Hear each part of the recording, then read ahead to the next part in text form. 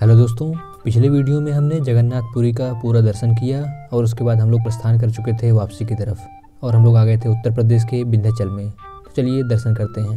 विंध्याचल में माता के दर्शन करने से पहले गंगा नदी में स्नान करना होता है। दोस्तों ये है विंध्याचल और विंध्याचल की नदी गंगा नदी। हम लोग यहाँ पे पहुँच चुके हैं और इसके बाद स्नान करेंगे और फिर दर्शन करेंगे विंध्याचल।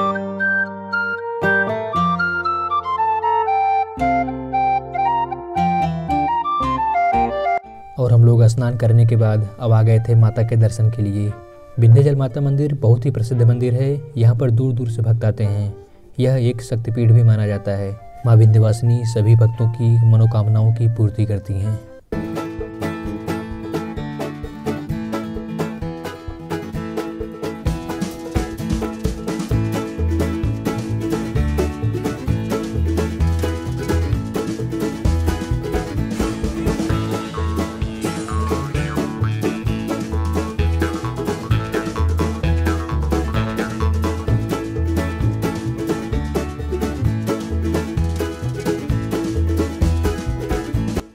माता के दर्शन करके और प्रसाद वगैरह खरीदने के बाद हम लोग आ गए थे वापस अपने बस की तरफ और यहाँ से अब हम लोग को प्रस्थान करना था। यहाँ से 6 किलोमीटर चल के हम लोग पहुँच गए थे माँ अष्टभुजा मंदिर और यहीं पर हम लोग को रुकना था और भोजन वगैरह करना था। यहाँ पर बहुत बड़ी संख्या में लोग आए हुए थे। जब तक हमारा भोजन बनता तब तक हमने माता अष्टभुजा के दर्शन का निर्णय लिया और प्रस्थान कर चुके थे। माता अष्टभुजा मंदिर पहाड़ी पर स्थित है और यह प्रसिद्ध त्रिकोण यात्रा में भी शामिल है। त्रिकोण यात्रा मतलब विंध्याचल मंदिर, अष्टभुजा मंदिर और काली खोह मंदिर, इन तीनों की यात्रा करना ही त्रिकोण यात्रा कहलाता है। तकरीबन 200 सीढ़ियां चढ़ने के बाद हम लोग पहुंच चुके थे माता के मंदिर में। यह मंदिर माता सरस्वती को समर्पित है और इसके अलावा भी कई सारे मंदिर हैं। मुख्य मंदिर एक गुफा में है, इसलिए हमको सर झुकाकर वहां जाना होता है।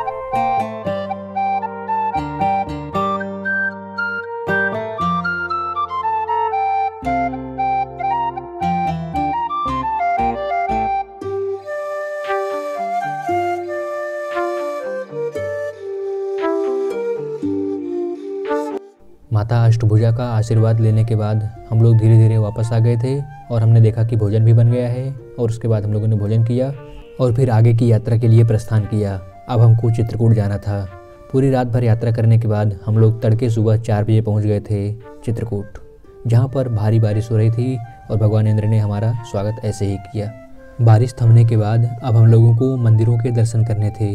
हम लोगों को 1 बजे तक का समय मिला दर्शन करके वापस आने का। ऑटो वाले से पूछने पर पता चला कि वह हमको 200 रुपये पर पर्सन के हिसाब से 5 धाम घुमाएगा, यानी कि रामघाट, सती अनुसुईया मंदिर, जानकी कुंड, स्फटिक शिला और कामतगिरी महाराज के दर्शन कराएगा और दोपहर तक लाके छोड़ भी देगा। इसलिए हम लोग तैयार हो गए और हम लोग चल चुके थे पहला घाट रामघाट के लिए। रामघाट मंदाकिनी नदी के तट पर है और यहाँ पर बहुत ही सुंदर घाट बने हुए हैं। कहते हैं कि भगवान श्री राम लक्ष्मण यहाँ पर स्नान करने के लिए आते थे। हम लोगों ने भी यहाँ पर स्नान किया और फिर आगे के लिए प्रस्थान कर चुके थे। आगे हमको चलना था सती अनुसुईया मंदिर। सती अनुसुईया मंदिर यहाँ से तकरीबन 13 किलोमीटर की दूरी पर घनघोर जंगलों में था और हम लोग को रास्ते में बहुत सारे बंदर दिखे और हम लोग धीरे धीरे पहुँच चुके थे माता के मंदिर।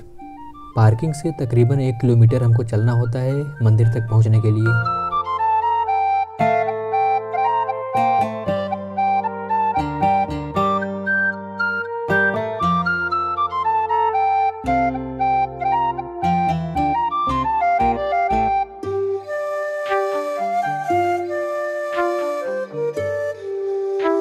यह मंदिर मंदाकिनी नदी के तट पर है और बहुत ही सुंदर बना हुआ है। समय समय पर यहाँ पर कई संतों ने काम कराया और अब मंदिर काफ़ी अच्छा लगता है। कहते हैं कि यहीं पर सती अनुसुईया का आश्रम हुआ करता था। उसके अलावा यहाँ पर एक परिक्रमा मार्ग है और ढेर सारे मंदिर हैं जहाँ पर आप दर्शन कर सकते हैं। मंदिर में की गई कलाकारी भी आपका ध्यान आकर्षित करेगी। हम लोग यहाँ पर दर्शन किए और फिर हम लोग बाहर आ गए। रास्ते में अच्छी खासी मार्केट भी है, आप यहाँ पर खरीदारी भी कर सकते हैं, लेकिन आपको एक चीज़ से बच के रहने की ज़रूरत है, जो है बंदर। अगर आपके हाथ में कोई खाने पीने की वस्तु देखेंगे तो इन्हें ऐसा लगता है कि ये वस्तु मनुष्यों के हाथ में क्या कर रही है, ये तो हमारे पास होना चाहिए था, और वे इसे छीन लेते हैं। खैर, हम लोग दर्शन करके यहाँ से आगे बढ़े और पहुँच चुके थे स्फटिक शिला। स्फटिक शिला भी मंदाकिनी नदी के किनारे है। आप यहाँ पर सीता माता और रामचंद्र के पद चिन्हों को देख पाएंगे और कथा के अनुसार भगवान श्री राम ने कौवे के रूप में आए जयंत को यहीं पर तीर मारा था। हमको मालूम हुआ तो भगवान एक तीर का बाण मारा तो वह तीनों लोग को भगा, लेकिन काहू न बैठा न कहा न होगी और रहा कि और फिर स्फटिक शिला की परिक्रमा लगा के और पास में स्थित श्री राम जानकी मंदिर का दर्शन करके हम लोग यहाँ से वापस निकल लिए थे। और फिर थोड़ी दूर चलकर हम लोग पहुँच गए थे अपने अगले पड़ाव सीताकुंड के लिए।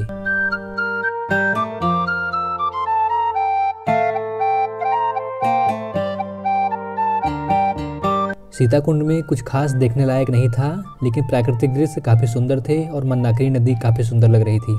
यहाँ पर माता सीता के पैरों के चिन्ह आपको देखने को मिल जाएंगे। ऐसा माना जाता है कि माता सीता यहाँ पर भी आती थी।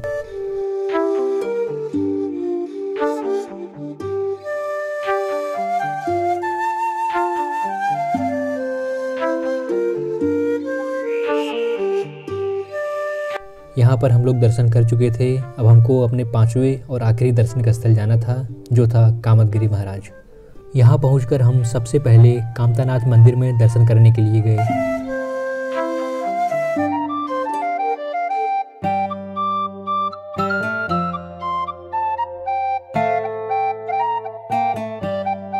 मंदिर में दर्शन करने के बाद कामदगिरी परिक्रमा करने से कई गुना पुण्य मिलता है। यह परिक्रमा 5 किलोमीटर की है। जो वृद्ध लोग हैं और व्हील चेयर से यात्रा करना चाहते हैं उनके लिए भी सुविधा है। तकरीबन 1000 से 1200 रुपये लेता है। हम लोग भी भगवान कामदगिरी को याद करते हुए परिक्रमा की शुरुआत करते हैं। कामदगिरी की परिक्रमा शुरू हो गई है, 5 किलोमीटर की है और फिर पूरा आपको दर्शन कराता हूँ मैं। पूरे परिक्रमा मार्ग में पक्की सड़कें बनी हुई हैं और यात्रियों के रुकने के लिए भी काफ़ी सुविधा है। आपको पानी की सुविधा मिल जाएगी। हर प्रकार की सुविधा यहाँ पर सरकार की है। दंडवती परिक्रमा करते हुए भी कई लोग आपको यहाँ पर दिख जाएंगे। यहाँ पर चारों तरफ दुकानें लगी हुई हैं, खाने पीने की वस्तुएं, साजो सामान की वस्तुएं, और रास्ते में आपको सैकड़ों मंदिर मिल जाएंगे। हम लोग भी एक एक मंदिर को दर्शन करते हुए आगे बढ़ते रहेंगे।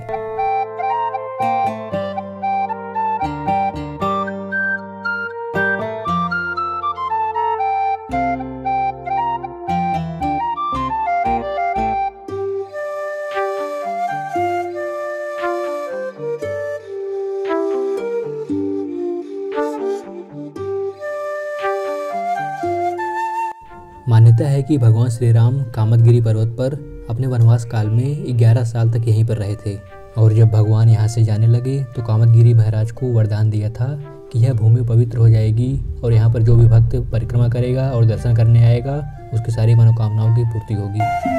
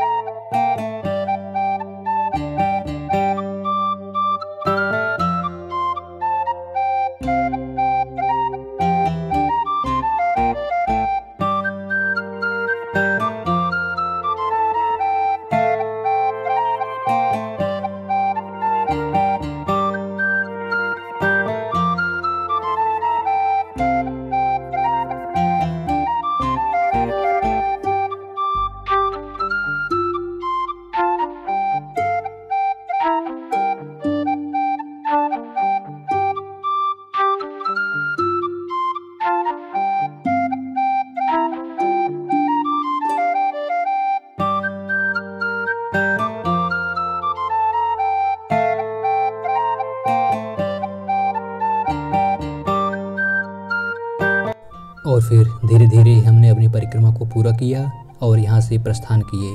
अब हम लोग 8 किलोमीटर आगे चलेंगे और चलेंगे वाल्मीकि आश्रम। वहीं पर पास में हमने एक छोटा सा जगह देख के वहीं पर रुकने का निश्चय किया और वहीं पर अब खाना पीना बनेगा। हमारी बस रास्ते में खड़ी हो गई है, आप देख सकते हैं। इस तरफ पहाड़ियाँ हैं पूरी और रास्ते में खड़ी है और हमारे लोगों ने यहाँ पर पड़ाव डाला हुआ है। और फिर भोजन बना और भोजन किया गया और फिर शाम को यहाँ से प्रस्थान करने का निश्चय किया गया। तब तक हमने जाकर बगल में स्थित वाल्मीकि आश्रम का भी दर्शन कर लिया।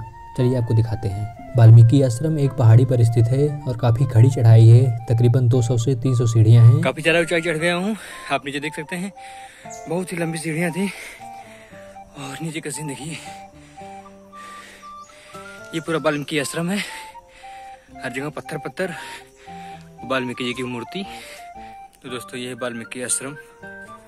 मैं नीचे जा रहा हूँ, देखिए पूरा का पूरा रास्ता एकदम घने जंगलों से भरा हुआ है। और फिर वापस आकर हम लोग शाम को यहाँ से प्रस्थान किए और पूरी रात भर यात्रा करके हम लोग पहुँच चुके थे प्रयागराज। और हम लोग प्रयागराज सुबह 3 बजे ही पहुँच गए थे। और ऐसी मान्यता है कि जो भी गया जी से लौटता है यहाँ पर फिर से अपना बाल मुड़वाता है और उसके बाद गंगा जी में स्नान करता है।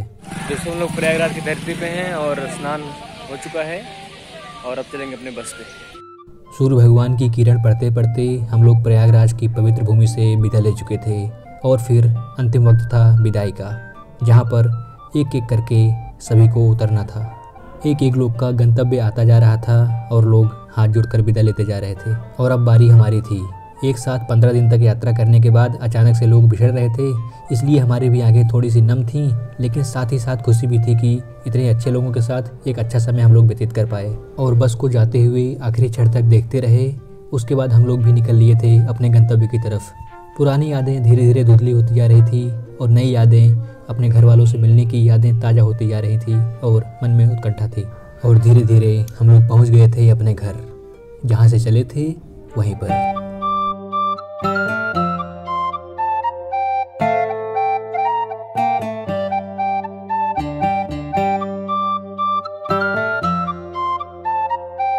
और आखिर में पूजन की प्रक्रिया के साथ ही गया धाम की पूरी यात्रा कंप्लीट होती है। तो दोस्तों आशा करता हूँ आपने वीडियो को एंजॉय किया होगा। मिलते हैं अगले वीडियो में और तब तक के लिए हंसते रहिए, मुस्कुराते रहिए और अपना ख्याल रखिए।